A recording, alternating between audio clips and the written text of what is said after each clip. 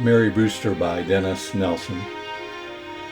My sixth great-grandparents, John Brewster and Mary Sloper, they're in my father's family tree. They lived just outside Portsmouth, New Hampshire, in a farming community called the Plains, you see. They were married in 1687, and on June 26, 1696, there was Joshua 2 months new, Abigail 2, Samuel 4, and John was 6. The people in the plains awoke in the early dawn and were greeted with the light of their burning barns. The Indians then sounded their war cry, turned their havoc to the houses, rushed upon the homes, and stole items from their houses. Making the way to the garrison house were the women and children that could flee, while the men fought the Indians with any farm implements they could see. But the contest became useless. The enemy overpowered them in numbers. Then they burned the houses and inflicted terrible harms on its members. The men fled to the garrison to take up guns and swords, expecting there to find secure their wives and little ones on board. But the Indians had ambushed them because they knew the direction of those running to seek the garrison and its protection. Some were maimed, some were killed, some were carried off. A lot of blood was spilled. After the men armed themselves to meet the Indians, they were bound. There was only dead and wounded in their path.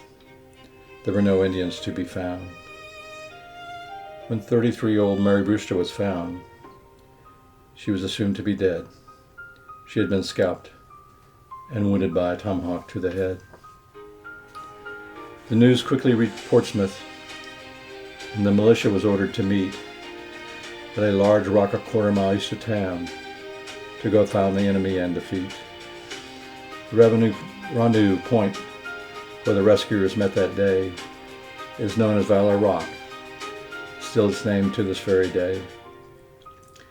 The militia surprised the 50 Indians eating breakfast on a hill, and they saved the 4 captives and recovered the stolen goods, but still, the Indians got away by canoe.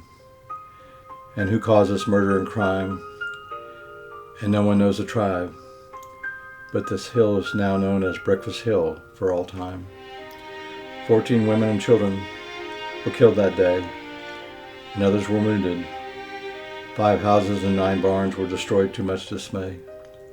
But my family all survived, including Mary Brewster too. She recovered from her wounds, a miracle for her family too.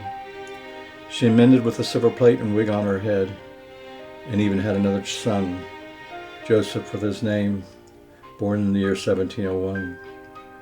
Her husband John was a carpenter and inn holder, and based on his estate, died in 1726 at the age of 58. Their son Samuel was married in 1715 to Margaret Waterhouse, built a home near where the Indians burned the first house. At the age of 81, Mary died in 1744, 8 years after that horrible day. And with this poem, her story has been told once more.